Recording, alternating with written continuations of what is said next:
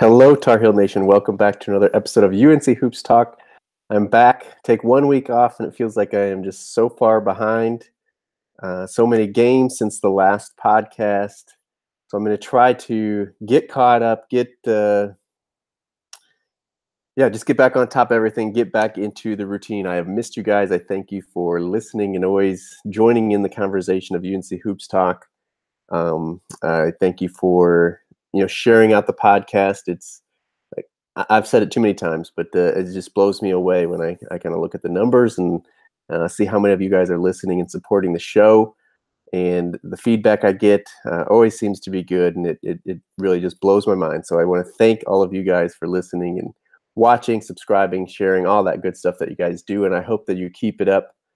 And we continue to unite Tar Heel Nation like we try to do on this podcast. So I'm going to jump kind of right into some news, go through all of the games. We have the Notre Dame game, the Clemson game, Georgia Tech game, Virginia Tech game, and then, of course, wrap it up by looking at this upcoming week's games.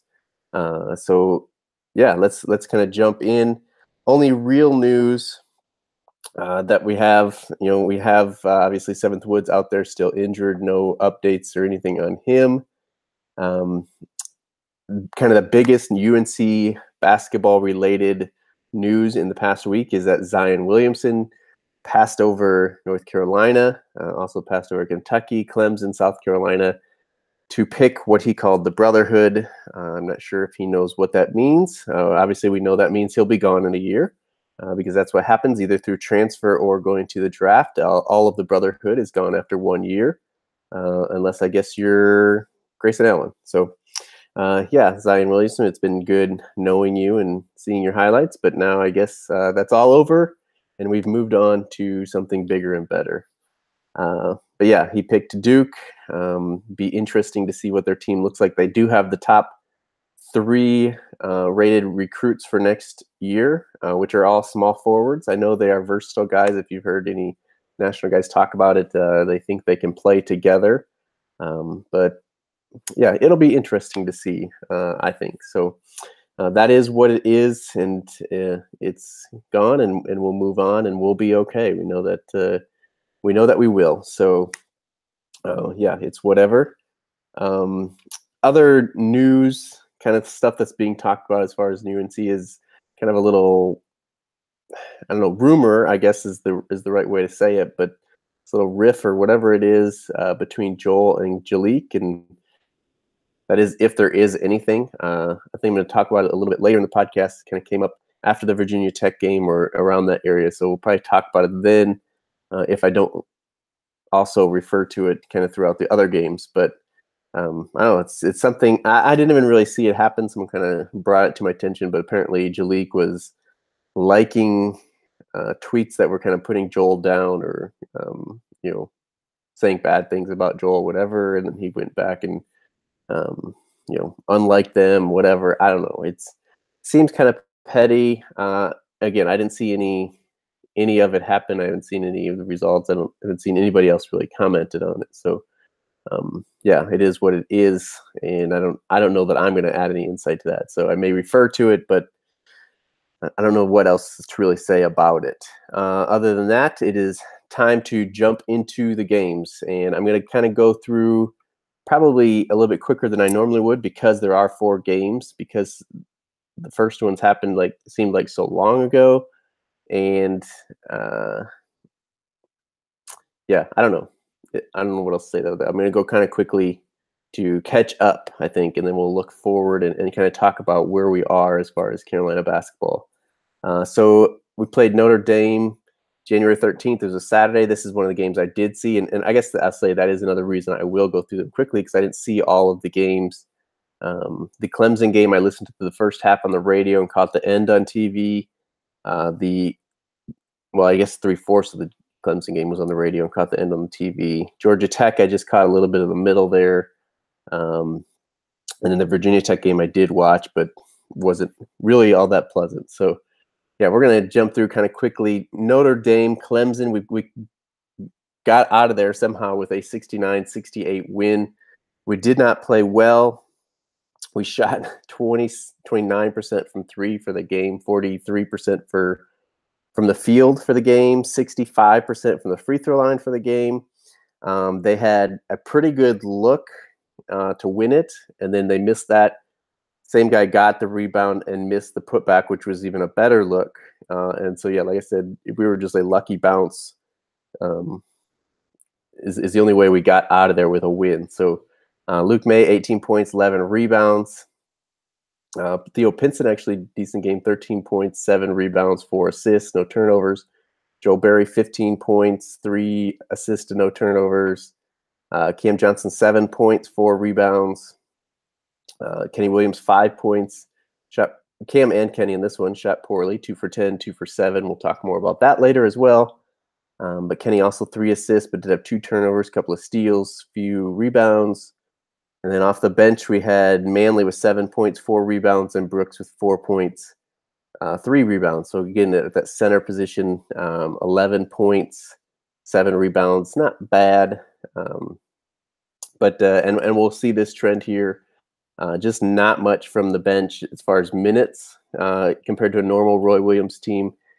And production, like in this one, that's all we got. I guess we got 1 rebound from Brandon Robinson and a couple of fouls from people off the bench. 1 steal from Brandon Robinson as well. But Jalik was 0 for 2, Brandon Robinson 0 for 3. Playtech did not shoot in his 3 minutes, and then I told you what we got from Brooks and Manley. So, and again, it's Brooks with 14 minutes, Manley with 10 minutes. B-Rob with 8 minutes, Jalik 5 minutes, and Playtech 3 minutes. That's all we got off the bench. So we played 10 guys, but Playtech barely anything. Only 2 other guys in double figures. So we're riding our starters quite a bit. But yeah, really Notre Dame came down to we didn't play well. We got lucky.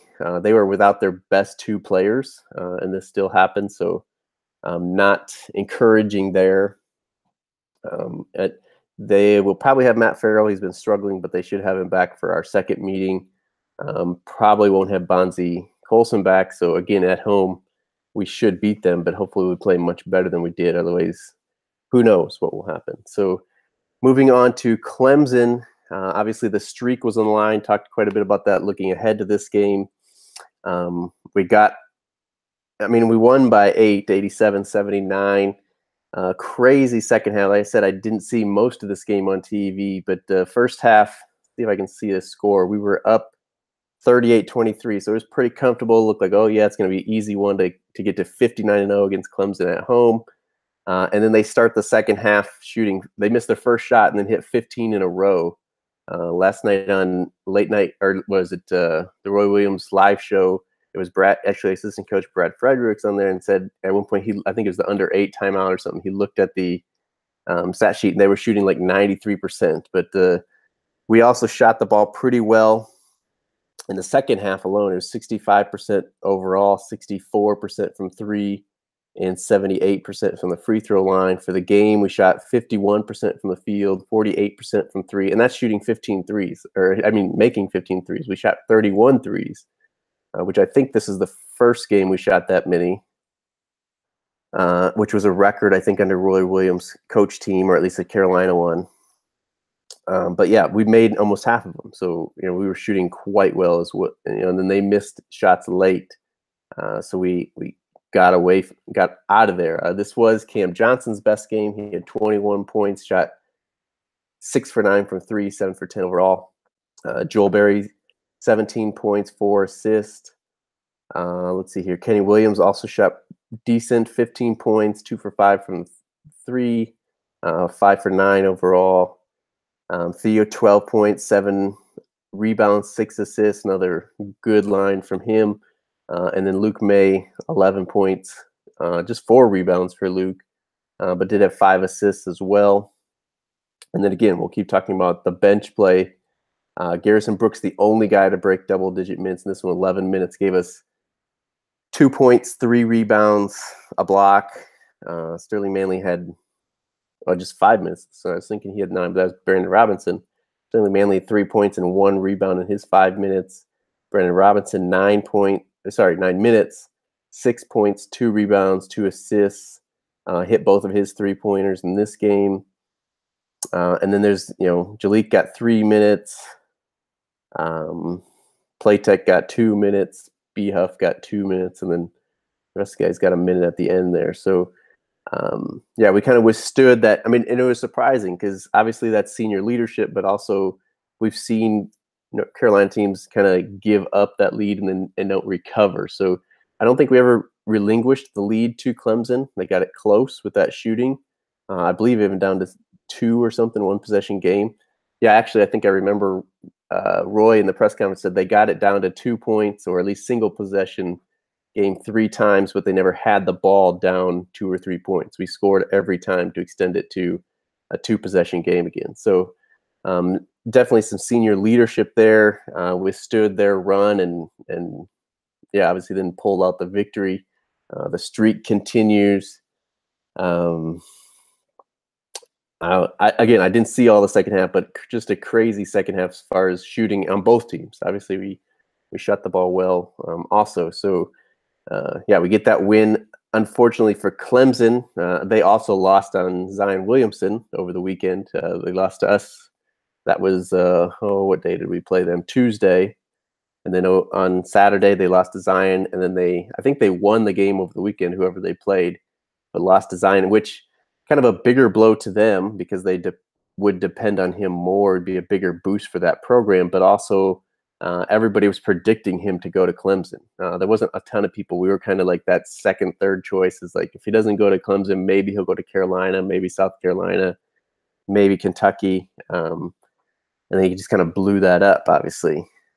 So yeah, and then on top of that, they lost either the leading scorer or second leading scorer, one of their best players, if not their best player. And yeah, and then went to Virginia last night as I record this on Wednesday. On Tuesday, they go to Virginia and scored 37 points total. I think it was 20 points in the first half, 17 points in the second half. So look, they were a tournament team. We'll see how they kind of look here without their best player. He's out for the season, ACL tear. So it's not like he's coming back and they just got to weather the storm. We'll see how they can recover from him. But this is not a Clemson podcast. This is a Carolina podcast. So we're going to keep moving on. We played Georgia Tech on that next Saturday. It was the 20th afternoon game. Like I said, I caught a little bit this in the middle, but I didn't see, and there was kind of no rhythm for me, so I'm not going to talk a lot about this game. But 14-point win, not that easy. Definitely can't say it was a blowout. The part that I did win, they kind of got it down to, I think, about 4 points, 4 or 5 points, and then we kind of extended a little bit. Never really felt like we were going to lose this game, but it could have been easier. I mean, it's Georgia Tech at home. I know that Carolina struggled with them last year, but again, not a reason for if we play up to what we can, up to our potential. So Luke May, 17 points, 11 rebounds, a couple assists. Cam Johnson, 16 points, 2 for 4 from 3, 6 for 10 overall, 3 rebounds. Joel Berry, 16 points, 8 rebounds. Let's see, and then we had Theo with 11 points, 10 rebounds. I think that was his second ever double-double, 4 assists, but did have 3 turnovers. And then Kenny Williams was 0 for 4 from 3, just 5 points. He did have 5 assists. And then off the bench, again, the only guy in double figures this time was Sterling Manley, 9 points, 3 rebounds. And then Jalik had 8 minutes with a couple of points, a couple of assists off the bench. Brandon Robinson, 8 minutes, didn't really give us anything. Garrison Brooks, 8 minutes, gave us 2 points, a rebound, an assist, but 3 turnovers. Playtech, 4 minutes, gave us a few rebounds, actually. And that's, yeah, pretty much all the production off the bench until guys came in for garbage minutes. Kind of what we're seeing off the bench-wise is Sterling and Garrison are both getting a chance, and it's whoever is producing gets kind of that will break that double-figure minutes point.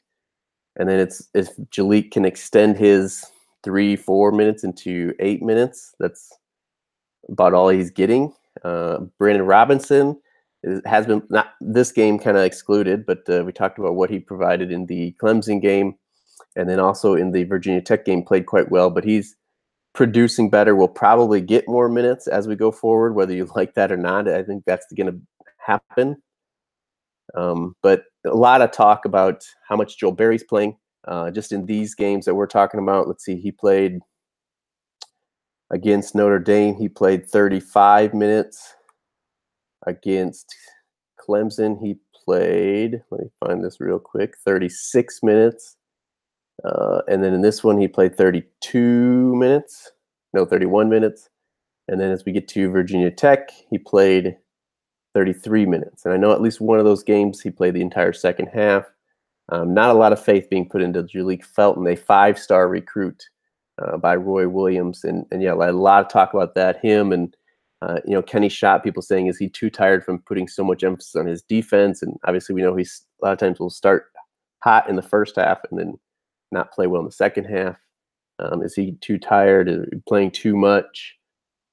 What's going to happen if, Luke, Joel, any of those guys get into foul trouble? Who do we depend on off the bench? So yeah, very different. And we knew that going in. We knew kind of our best lineup was going to be the small lineup. We knew we had young bigs, and we didn't know what to expect from them. It's such a different team from Carolina basketball. And I think Tar Heel Nation, we as fans have just kind of been blown off by this and don't know what to expect, don't know how to handle it, maybe is the best way to put it. To me, and again, another thing being talked about is too many threes. I do think we are going to live and die by the three, but I think that's our best option as well. So we could get upset or lose earlier in the tournament, aka how Duke has been doing. But this year, I think that's our best option. Hopefully we shoot well and we get to the Sweet 16, the late 8, maybe even the Final 4 if we're really hot. But again, yeah, I could see us losing to a team we shouldn't in the Sweet 16. Hopefully it's not, the round of 32. But I do think we are going to kind of live and die by the three, to borrow that phrase.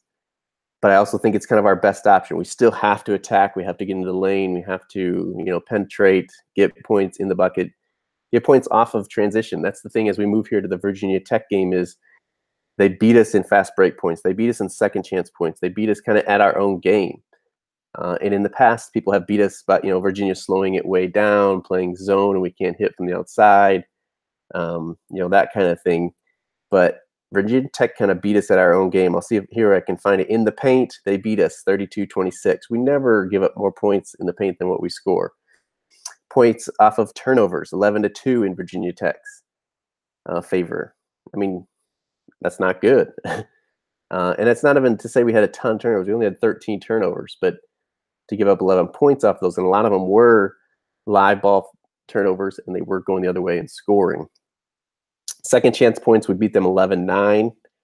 And again, offensive rebounds was 10-10. And actually rebounding, they out-rebounded us by 1. So another of our staples. Fast break points, they beat us 11-4. Bench points was pretty much even, 12-11 in our favor. And with our small bench, that's even saying something. But yeah, it was a little bit frightening, the Virginia Tech one. Obviously, to see that we didn't have any energy. We know, we have that senior leadership. Theo, Joel, Luke, Kenny, even Cam Johnson has been in the ACC for 3 years now. Like all 5 of our starters are veterans.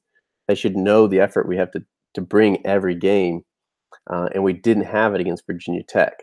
So that's a little bit scary, and that they beat us at our game was a little bit scary. They didn't shoot overly well, 48% from the field, 40% from 3. They were 12 for 30. We were 10 for 31. And I guess that's the thing. They shot better, but I think they were taking better shots. There were so many times where we were just kind of throwing up threes. I know I just said we shot 31 threes against Clemson, but we were hitting those. Like if you're not hitting your threes, you got to get to the line. We shot 5 free throws in this game against Virginia Tech. They only shot 12, but when's the last time Carolina has shot 5 free throws? Just going back in these games, not even having looked it up, we shot 24 against Georgia Tech. And maybe say, okay, they're not as good. We shot 20. Let's see. Okay, did I have that right? Let me double check this. Yep, 24 against Virginia Tech, 24 against Clemson, and 17 against. So, I mean, even our lowest one in these last 4 games is 3 times as many as we shot against Virginia Tech. So this was just not a typical game for Carolina. Not pretty. Road game. I know we've struggled on the road, but we've also lost to Wofford at home. Wake was close at home. So it's not like we're playing that much better at home. We've had games where we struggled there. So something we got to figure out. Again, we go back to, is there chemistry? I had started to think maybe if there is chemistry issues or would be chemistry issues, my thought was maybe with the whole Cam Johnson thing, like he was coming in, wanted to win, wanted to put up numbers for Carolina. There was just a lot of talk of, he's going to take Justin Jackson's spot. And we know the numbers that Justin put up last year. How would that go? But he seems to have fit in nicely. Obviously, we have to make sure with that small lineup we continue to rebound, not get out-rebounded by a team like Virginia Tech. State, is going to cause that problem for us as we come up, and as we, we'll look to that game here in a little bit. But we got to make sure we're rebounding, and then we can't settle for threes. Like I said, we're going to live and die by the three. If we're not hitting threes, like we're going to struggle to score. But we also can't just depend on the three. We can't just throw stuff up at the end of a shot clock, or just even earlier than that. We can't just throw up threes. They have to work to get open threes. We have to get in transition to get open threes. And so stat-wise, Virginia Tech, Luke and Joel both had 23 points, 9 rebounds for Luke, 7 for Joel. And after that, Brandon Robinson had 5 points, and that was the next highest. We had Theo with 4, and he did have 6 rebounds and 8 assists, but we need more points. Cam Johnson shot 1 for 9 overall, 1 for 6 from the 3-point line. Kenny Williams shot 1 for 6 overall, 0 for 4 from the 3-point line. Playtech give us 1 3. B-Rob made his 1 3, and then 1 other bucket for 5 points. Jalik Felton 2 points. Garrison Brooks 2 points. And as far as minutes go, B-Rob got 15. Brooks got 14. Sterling Manley got 8. Jalik got 6. Playtech 7. So really, our starters are over, it's 31 for Theo, 33 for Joel, 26 for Cam, 26 for Kenny, and that's because foul trouble, 34 for Luke. And again, it's going to come down to, we get into tournament time, what happens if somebody gets in foul trouble, or even, against a Duke, something like that. I know they're not deep, and we can try to get them into foul trouble, but, the reverse is also true. What if they get us into foul trouble? So something to watch there, something to be careful about with this Carolina team. Obviously, we also have to remember it is the year after a national championship. How many teams would even be this good and losing what we did last year? I mean, obviously, we lost a lottery pick in Justin Jackson. We lost a freshman that we didn't expect to in Tony Bradley. We lost our other 2 bigs. We lost our backup point guard in Nate Britt. And we're still in the top 15 in the nation. So obviously, we know Duke and Kentucky kind of reload every year, but that hasn't brought them necessarily national championships either. So we can't expect that. For a team that doesn't depend on one and dones, we're still really good this year for coming off a national championship. So we have to keep that in mind as well as Tar Heel Nation. So that's the games here. I'm sure I missed a lot, again, because I didn't see all that. I didn't. And again, it being so long. So if you have stuff to say, and I guess maybe I'll check my questions here. I said I'd do it at the end here to people, leave questions for the end, but I'll maybe go over them now because of stuff maybe I have missed. But we got a couple. Grant Bowden again. Grant, thanks for always watching and watching live, maybe I'd say, and leaving comments. I appreciate that. But he says, pretty down on my squad, no heart equals L's. And that's kind of the Virginia Tech. But again, I go back to, I did a Twitter poll, said in the next 4 games, which are these games, what do you predict is going to happen? I think it was over like 64% said we'd go 4-0. If you remember last podcast, I predicted we'd go 3-1.